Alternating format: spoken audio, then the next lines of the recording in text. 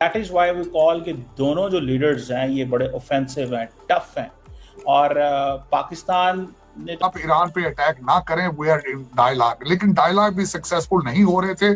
अब बार बार अमेरिका उनको डेडलाइन देता था, वो डेडलाइन मोदी साहब ने और नेतन्याहू ने कि हमें अपनी जिंदगी में they want to leave a legacy. दोस्तों मैं हूं कमर सिंह, उम्मीद है आप लोग ठीक होंगे। दोस्तों एक मैं देख रहा था कि कॉमनैलिटी है between prime minister Modi and Israel के प्राइम मिनिस्टर बेंजामिन नेतन्याहू के दरमियान। और वो कॉमनैलिटी ये है कि इजराइल को बहुत पुराना शौक था, बहुत पुराना, कि वो किसी तरीके ईरान की न्यूक्लियर साइट्स पे हमला करें इनसाइड ईरान। ये उनको पुराना शौक था जो उन्होंने अपना शौक पूरा किया। और नरेंद्र मोदी को शौक ये था कि वो इनसाइड पाकिस्तान हमला करे। ये दो शौक थे। That is why we call कि दोनों जो लीडर्स हैं ये बड़े ऑफेंसिव हैं, टफ हैं। और पाकिस्तान ने तो खैर अपना जवाब दे दिया, लेकिन सवाल ये पैदा होता है कि ये जो अप्रोच है that is very important, significant. कोई इसको इग्नोर नहीं कर सकता। इस अप्रोच को कोई इग्नोर नहीं कर सकता कि नरेंद्र मोदी का ये ख्वाब था कि पाकिस्तान के जी 8 शहरों पे हमने हमला कर दिया, पाकिस्तान के 9 शहरों पे हमने हमला कर दिया, हमने पाकिस्तान की फलां जगह पे हमला कर दिया। ये हमने जो है वो पाकिस्तान को अंदर से बहुत कमज़ोर करके रख दिया। मिसाल के तौर पे जी पाकिस्तान की हमने उस पे जो है जो एयरपोर्ट्स हैं उन पे हमला कर दिया। जी पाकिस्तान की हमने नूर खान एयरबेस पे हमला कर दिया।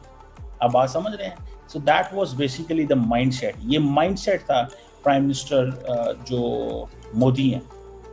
और आप देखें ये माइंडसेट जो है वो बेंजामिन नेतन्याहू का भी है। और ये इसीलिए पाकिस्तान के अंदर अक्सर ये कहा जाता है कि ये जो दोनों हैं, भारत और पाकिस्तान, इनके दरमियान ये है कि they want to do something different. वो बहुत कुछ डिफरेंट करना चाहते हैं।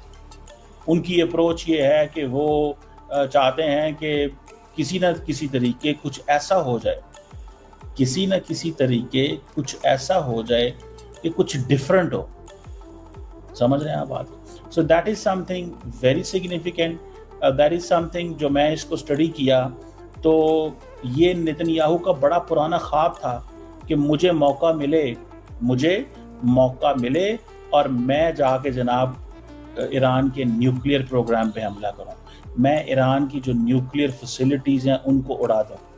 ये उनकी जो ड्रीम था नेतन्याहू का, ये वो ड्रीम पूरा हो गया। और उन्होंने इस ड्रीम को स्टडी किया, इस ड्रीम को देखा और उन्होंने चाहा कि ये जो ड्रीम है इसको मैं जैसे तैसे पूरा ज़रूर करूँगा। यही वजह है कि हमने देखा कि ये एक चीज़ जो है वो मुमकिन हुई है। सो अब सवाल ये पैदा होता है कि क्या ये कंटिन्यू रहेगा? क्योंकि अगर आपको याद हो, पाकिस्तान के chairman joint chief of staff committee जो हैं, उन्होंने एक बात की थी, वो बात इंटरेस्टिंग थी। उन्होंने कहा था कि now it's whole of India and whole of Pakistan approach. Whole of India and whole of Pakistan approach जो है वो चलेगी। सो इंडिया और पाकिस्तान पहले कॉन्फ्लिक्ट एरिया पे हमले किया करते थे। So now this is whole of Pakistan approach India ने अडॉप्ट किया। और पाकिस्तान ने भी whole of India approach adopt किया, because it has to be reciprocal. Pakistan अपनी डिटेरेंस कायम करेगा जब पाकिस्तान इंडिया के अंदर मुंबई, दिल्ली, बेंगलोर, हैदराबाद में हमला करेगा तो इंडिया रुकेगा।